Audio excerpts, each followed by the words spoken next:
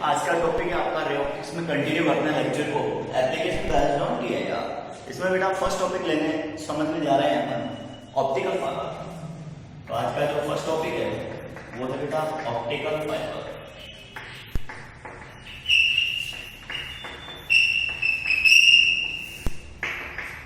ठीक है, optical fibre communication department से आता है और कम्युनिकेशन डिपार्टमेंट आज की जो करंट नीड है डेली लाइफ की उसमें मोस्ट इम्पोर्टेंट पार्ट है अपनी डेली लाइफ का।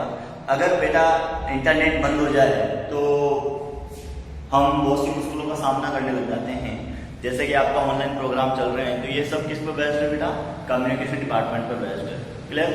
अब यहाँ पे बात आती है कि ऑप्टिकल फाइबर क्या होता है, ऑप्टिकल फाइबर किस काम आता है, ऑप्टिकल फाइबर का जो बेसिक प्रिंसिपल है वो क्या होता है, उसके बारे में डिस्कस करते हैं। देखिए, ऑप्टिकल फाइबर एक तरह से सबसे पहले वायरिंग की तरह रिप्रेजेंट करना है ऑप्टिकल फाइबर को। पहली बात तो ये, जिस प्रकार आपने घर में डीटीएच का कनेक्शन वायर देखा होगा एज इट इज वैसे क्या होती है ऑप्टिकल फाइबर केबल होती है। बस इसमें क्या होता है कि एक्सटर्नल ऑर्डर और इंटरनल ऑर्डर को थोड़ा डिस्कस करते हैं।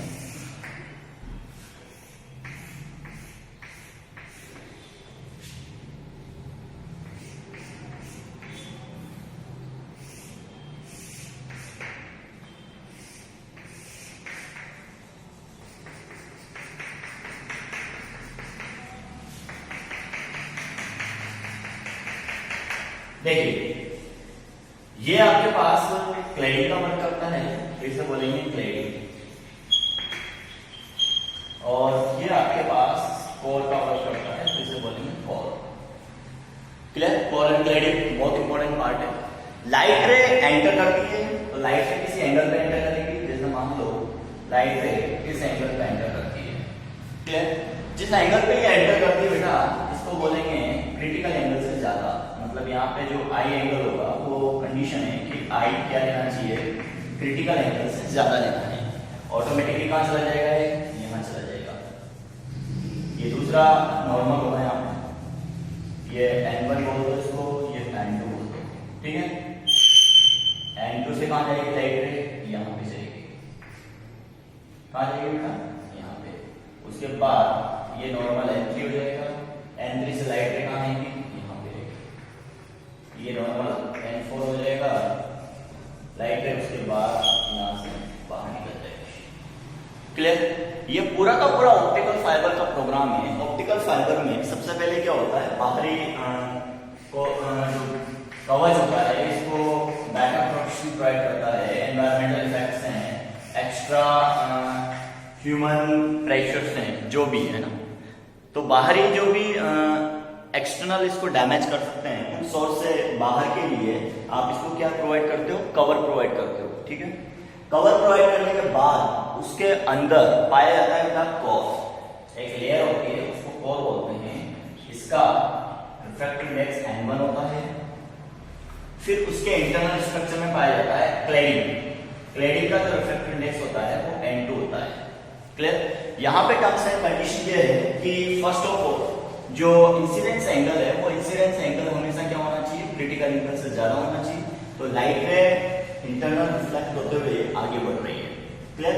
दूसरी कंडीशन होती है कि जो एंड ऑफ क्लैडिंग है वो क्या होना चाहिए, एंड ऑफ कोर होना चाहिए। मतलब रिफ्रैक्टिव इंडेक्स ऑफ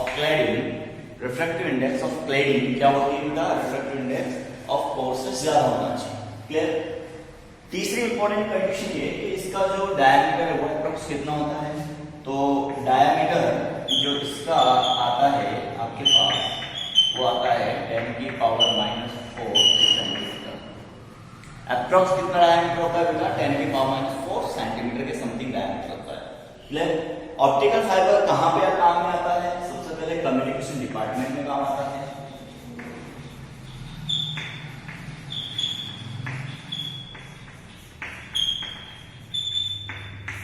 कहां पे इसका बैटरी यूज है, कम्युनिकेशन सिस्टम के अंदर इसका बैटरी यूज है for transportation of the light signals. किसको ट्रांसपोर्ट करने में काम होता है बेटा, ये लाइट सिग्नल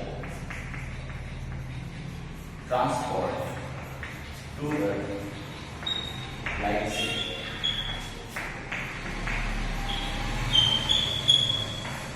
लाइट सिग्नल क्या हो रहा है यहाँ पे, PIR परफॉर्म करते हुए जा रहा है। तो ये लाइट सिग्नल का क्या होता है यहाँ पे, PIR,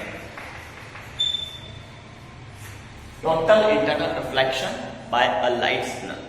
क्लियर। अब यहाँ पे क्या लगे होते हैं, कम्युनिकेशन डिपार्टमेंट के लिए ट्रांसड्यूसर लगे होते हैं। ट्रांसड्यूसर किसका वर्क करते हैं, एक इलेक्ट्रिकल सिग्नल को लाइट सिग्नल में कन्वर्ट करने का काम करते हैं। Reduce to the energy level and increase to the energy level of the signal for conversion pattern. ठीक है, मॉडेम लगे होते हैं, ये पूरा कम्युनिकेशन चैनल में आपको पढ़ाया जाएगा। तो this is the part from the communication channel before transportation and after receive. Clear. तो इसके अंदर क्या होगा, पहले तो ट्रांसपोर्टेशन सिस्टम होगा, बाद में क्या होता है बेटा, रिसीवर सिस्टम होता है। ये चैनल होता है और ये क्या होता है, रिसीवर।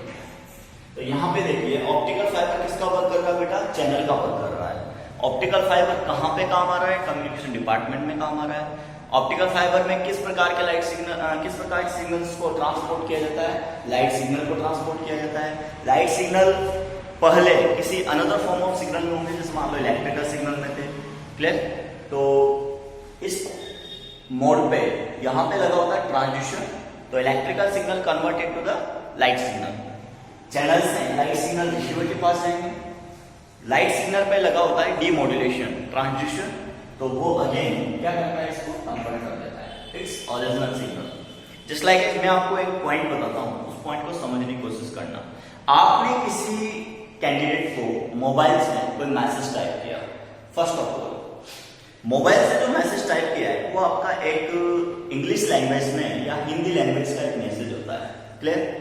मोबाइल उसको क्या करता है, मशीनी लैंग्वेज में टैग आउट करता है। मशीनी लैंग्वेज में टैग आउट करने के बाद वो उसको मोबाइल से BTS मतलब जो टावर लगा होता है उस टावर तक सेंड करने की कोशिश करता है। तो automatically this machine language message signal convert into the information signal as radio waves, क्योंकि जितना भी मोबाइल कम्युनिकेशन है वो आपका किस पे चल रहा है बेटा, रेडियो वेव सिग्नल पे चल रहा है। ठीक है, रेडियो वेव्स BTS के पास क्या करता है, सिग्नल को ले जाता है। ठीक है। अब टावर, आपने किसी फ्रेंड को मैसेज सिग्नल सेंड किया है, तो BTS मतलब one tower system send to the another tower system, मतलब BTS 2 को भेज देगा। ठीक है। BTS 2 क्या करेगा, आपके फ्रेंड के मोबाइल पे रेडियो सिग्नल सेंड करेगा। तो आपका मैसेज लिखा जिसमें था इंग्लिश सिग्नल, इंग्लिश लैंग्वेज में, वो एक मैसेज सिग्नल होता है। मैसेज सिग्नल को कन्वर्ट करते हैं ट्रांसपोर्टेशन सिग्नल, मतलब इंफॉर्मेशन सिग्नल, और वो इंफॉर्मेशन सिग्नल ट्रांसपोर्ट होता है आगे by the help of channel. ठीक है। तो एक पार्ट है कम्युनिकेशन सिस्टम का, BTS 2 आपके फ्रेंड को रेडियो सिग्नल भेज रहा है मैसेज में, मोबाइल उसको कनेक्ट करके इंफॉर्मेशन सिग्नल को रिसीव करता है, and that radio waves convert into the radio signal convert into the message signal, और मैसेज सिग्नल के बाद मशीनी लैंग्वेज इसको कन्वर्ट करके आपके मोबाइल पे डिस्प्ले करती है। क्लियर। ये पूरा का पूरा जो सिस्टम है ये बहुत ही कम समय में कंप्लीट हो जाता है। इसका मतलब कम्युनिकेशन सिस्टम आज की डेट में बहुत फास्ट हो चुका है, और बहुत फास्ट इसलिए हुआ है क्योंकि ऑप्टिकल फाइबर जैसी चीजें आपके पास है।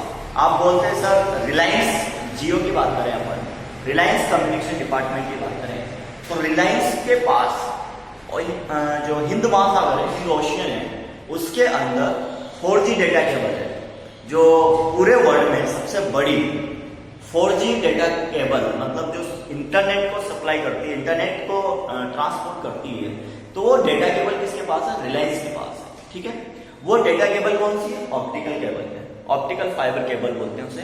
क्लियर। इसके थ्रू वो फॉरेन में भी कनेक्टिविटी बना के रखा हुआ है और इंडिया में भी आपस में कनेक्टिविटी बनी हुई है। लेकिन ये कौन सा वाला पार्ट है, that is the 4G transporter signal, 5G transporter signal, ये सब चीजें किसमें अप्लाई होती है, ऑप्टिकल फाइबर केबल। जैसे मान लो आज आपके घर पे ऑप्टिकल फाइबर का बेसिक एग्जांपल देता हूं मैं, आज आपके घर पे BSNL का नेट का कनेक्शन लगवाया, तो BSNL एक डिपार्टमेंट एक सिटी से दूसरी सिटी में रोड के साइड में ऑप्टिकल फाइबर केबल को बिछाते हुए चलता है। येलो कलर और ग्रीन कलर की पाइपलाइंस होती है, बारीक बारीक इतनी मोटी पाइपलाइंस होती है, वो लगभग 8 इंच का उनका डायमीटर होता है। ठीक है। रोड के साइड में ऑप्टिकल फाइबर बिजली हुई चलती है, और रोड के साइड में जो पोल्स लगे होते हैं उन पे लगा होता है ऑप्टिकल फाइबर भी लिखा होता है। ठीक है बेटा। तो ये ऑप्टिकल फाइबर के ऊपर जो येलो कलर है, ग्रीन कलर है, ये क्या है? ये ऑप्टिकल फाइबर को एक्सटर्नल डैमेज से सुरक्षा प्रदान करता है। उसके अंदर पूरा का पूरा सिस्टम यही है। बस ये ध्यान रखना है कि क्लैडिंग के अंदर लाइट में एंकर मारेगी, जिसका रिफ्लेक्शन इंडेक्स एंड होगा, बाहरी उसको कवर करेगा कोर, और एक्सटर्नल इफेक्ट से बचाने के लिए उसको प्रोटेक्शन दी जाती है, ठीक है। जाली लगी होती है, इसमें नेट लगा होता है, कवर्स लगे होते हैं, कवर के बाद फिर एक्सटर्नल कवर दिया जाता है। तो ये पूरा का पूरा एक ऑप्टिकल फाइबर है। ऑप्टिकल फाइबर किस पर बेस्ड होता है, ये इंपॉर्टेंट क्वेश्चन है। ऑप्टिकल फाइबर का यूज क्या होता है, ये भी इंपॉर्टेंट क्वेश्चन है, ठीक है। उसके बाद लेते हैं अपन prism. Optical fibre topic number 2 है आपका प्रिज्म, ठीक है। अब ऑप्टिकल फाइबर के अंदर प्रिज्म को कैसे रिप्रेजेंट करते हैं, तो यहां कुछ डायग्राम है, उन डायग्राम को आप देखिए।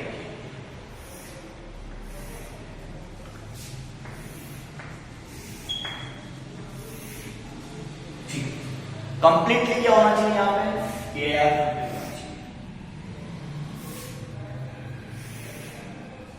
देखिए फर्स्ट डायग्राम में, फर्स्ट डायग्राम में लाइट रे आती है, एंटर करती है, लाइट रे आती है, एंटर करती है। देयर आर वन लाइट रे या light signal entering into the prism, ठीक। उसके पैरेलल आपने दूसरी लाइट रे को डाल दिया। अब यहां पे क्या जनरेट होगा, सरफेस से जस्ट 90 डिग्री पर नॉर्मल जनरेट होगा,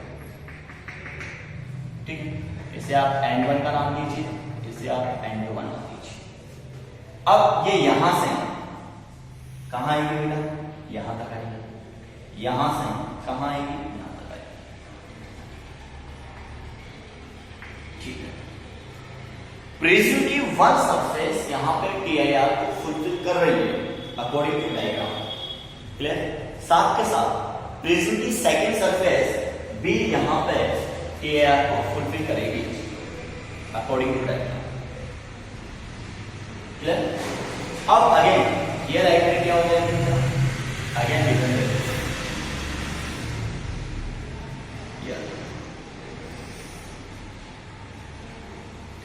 बताइए, वन सरफेस है टू नॉर्मल, तो another surface also there to normal,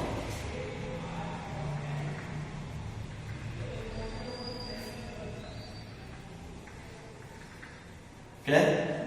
जो लाइट रे एंट्री मोड पे पैरेलल एंटर हो रही थी, वो प्रिज्म की वन सरफेस फर्स्ट TIR, फिर प्रिज्म की सेकंड सरफेस सेकंड TIR, इससे निकलकर वापस कहां आ गई, पैरेलल आउट हो गई। इसका मतलब क्या होगा, one light ray entering in the prism as parallel mode and exit from prism again parallel mode, ठीक है। As well as second diagram देखते हैं। यहां पे कोई लाइट जाती है, ये पैरेलल लाइट एंटर हो रही है, क्लियर। अब इससे बाहर निकलेगी,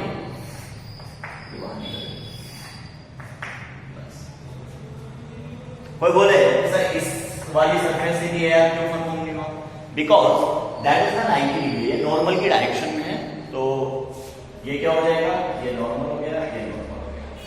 इसे बोलते हैं अपन N1, इसे बोलते हैं N2। बताइए TIR प्रिज्म में किस लिए यूज किया जाता है, प्रिज्म ऑप्टिकल डिपार्टमेंट में सबसे मोस्ट इंपॉर्टेंट डिवाइस होता है। प्रिज्म का फिजिक्स लैबोरेटरी में बहुत इंपॉर्टेंट वर्क होता है, रिफ्लेक्शन ऑफ लाइट रे, इस पर बेस्ट वर्क है। प्रिज्म के अंदर नंबर ऑफ 3 सरफेस होती है, 1 2 3, फ्रंट ट्रायंगल होता है। तो प्रिज्म कैसा होता है, इसका डायग्राम मैं आपको बना के बताता हूं। इसका एक फ्रंट ट्रायंगल है और इसका एक बैक ट्रायंगल है, ठीक है। ये प्रिज्म का एक डायग्राम है। प्रिज्म में फ्रंट एंगल, फ्रंट जो ट्रायंगल है उसमें प्रिज्म एंगल पाया जाता है, तो इसे बोलते हैं अपन प्रिज्म एंगल। फर्स्ट ट्रायंगल, ठीक है, ये ट्रायंगल में 2 रिफ्लेक्टेड सरफेस होती है, तो इसे आप बोल सकते हो ABCD और EF। तो फर्स्ट सरफेस तो ये होगी, सेकंड सरफेस ये होगी। तीसरा जो रेक्टेंगुलर पार्ट होता है वो इसका बेस को डिनोट करता है, तो वो कौन सा वाला पार्ट है? BEFC।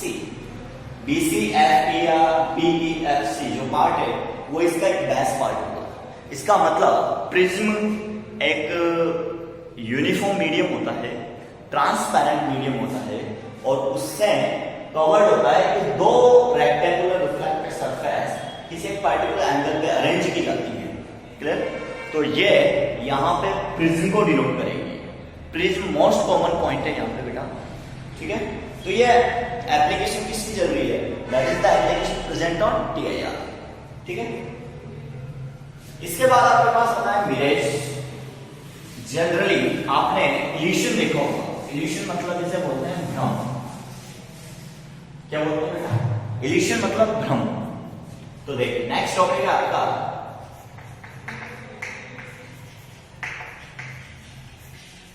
मिरेज। क्या होता है? देखिए वैसे तो इस पर्टिकुलर पार्ट को यह कहा जाता है कि जो आपको दिखाई दे रहा है वैसा वहां अवेलेबल नहीं है। क्लियर? आपको दिख रहा है बट वो प्रेजेंट नहीं है, तो ये एक तरह से क्या हुआ? भ्रम हुआ। जनरली रात के अंधेरे में आप कहीं जा रहे हो और जाते जाते अचानक सन्नाटा से भूतों की आवाज आ रही है, बट वहां पे भूत नहीं है। क्लियर? वहां पे ऐसा सनसनाहट आपको दिखाई दे रहा है कि मान लो कहीं पे भूत दिखाई दे, आत्मा घूम रही है, ऐसा कुछ हो रहा है। तो यहाँ पे ऐसा कुछ भी नहीं होगा। बस क्या है? एक इल्यूशन, माइंड का इल्यूशन जनरेट होगा, ऑप्टिकल फिनोमेना का based, just like as called as mirage. जैसा मान लो आप गर्मियों के दिनों में हाईवे पे चल रहे हो, गाड़ी चलाते वक्त रोड पे स्ट्रेट हाईवे पे चल रहे हो और कड़ाके की धूप निकली हुई है, 12-1 बजे का टाइम है, दोपहर का, ठीक है। आफ्टरनून टाइम में आप गाड़ी चला के हाईवे पे दौड़ रहे हो, जैसलमेर जोधपुर का इलाका है, ऑटोमेटिकली रोड पे ऐसा दिखाई देगा कि सामने बड़ा सा खड्डा है, उसमें पानी भरा हुआ है। क्लियर? आप क्या करेंगे? ऐसा लगेगा कि रोड पे पानी भरा हुआ है, आप क्या करेंगे? आप गाड़ी को स्लो कर देंगे। क्लियर? और जैसे जैसे उसके पास चलेंगे वहां पे रोड मिलेगा। तो ये क्या था? ये एक दिमागी इल्यूशन था, optical illusion generate in your mind, that is called as mirage. एक तरह से इसकी एक जनरल डिफिनेशन है कि मिरेज होता क्या है? मिरेज ये होता है कि आप जैसा देख रहे हो वहां वैसा है ही नहीं। समझा? ऑप्टिकल इल्यूशन जनरेट हुआ है केवल। क्या जनरेट हुआ है? Optical illusion in your mind, that is called as mirage. अब मिरेज में सबसे पहले जो मोस्ट कॉमन थिंग है वो होती क्या है? वो देखो आप, जस्ट लाइक एज ये नदी है। क्लियर? यहां पे एक पुलिया है, ठीक है। इस पुलिया पे आप खड़े हो,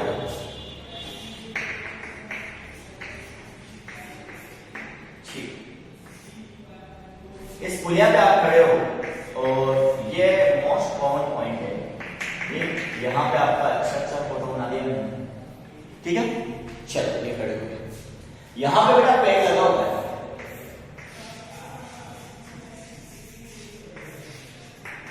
just like a tree arranged in this direction. Clear? ऐसा कोई सीन क्रिएट हो रहा है, नदी की पुलिया पे आप खड़े हो, साइड में पानी,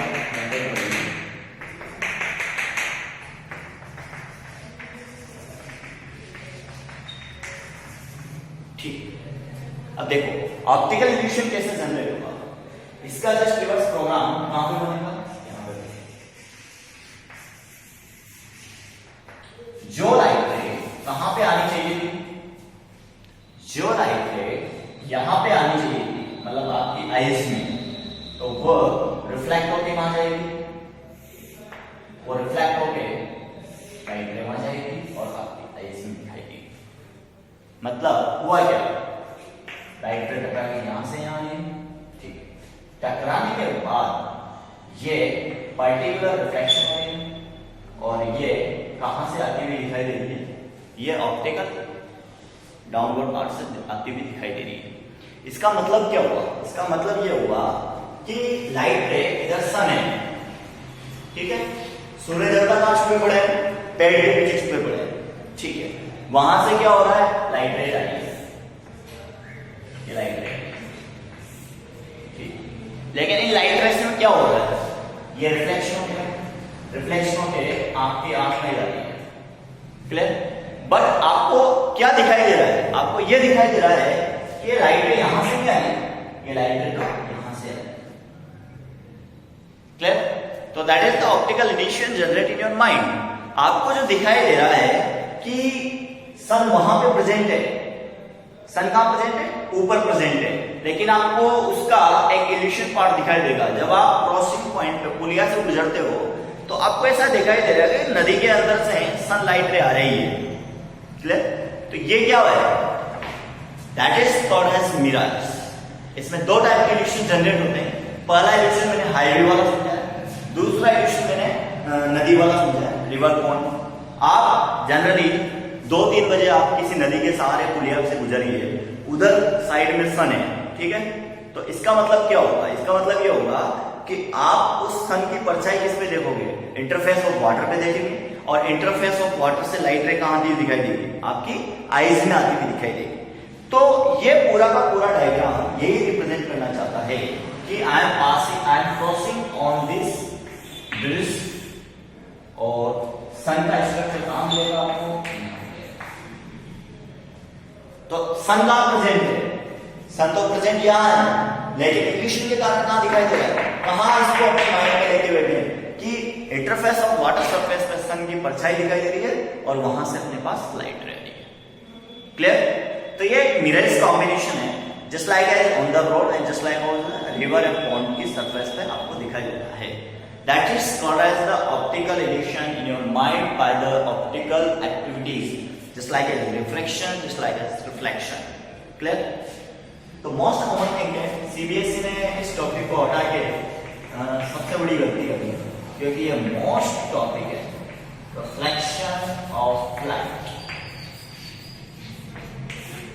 रिफ्लेक्शन ऑफ लाइट बहुत इंपॉर्टेंट टॉपिक है बेटा, बट हटा दिया तो हमारे हाथ में कुछ नहीं, क्योंकि हमको रिफ्लेक्शन नहीं पढ़ के रिफ्लेक्शन पढ़ना है।